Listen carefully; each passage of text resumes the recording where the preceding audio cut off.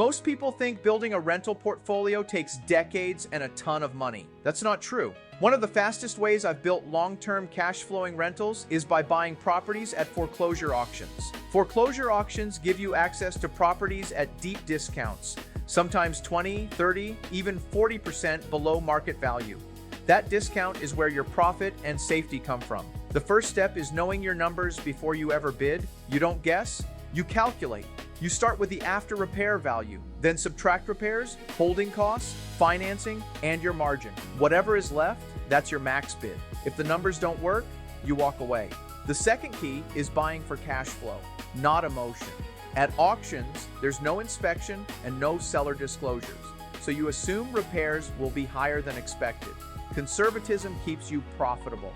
Once you acquire the property, your goal isn't to flip, it's to stabilize. That means getting it rent ready, placing a solid tenant, and locking in predictable income. To stay organized, I manage every property, expense, and cash flow report inside CashPNB, so I always know exactly how each rental is performing in real time. After the property is rented, you refinance. You pull your capital back out using a rental loan based on cash flow, not your personal income. Now you still own the property, but your money is free to do it again. That's how one auction property turns into two turn into five, and five turn into a real portfolio. The real power of foreclosure auctions isn't just cheap houses, it's speed.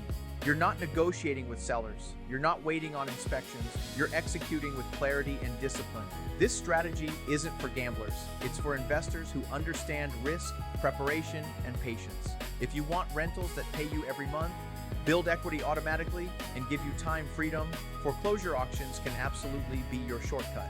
And if you want to learn how to do this the right way, step by step, without expensive mistakes, that's exactly what I teach. Nothing beats owning assets that pay you whether you show up or not.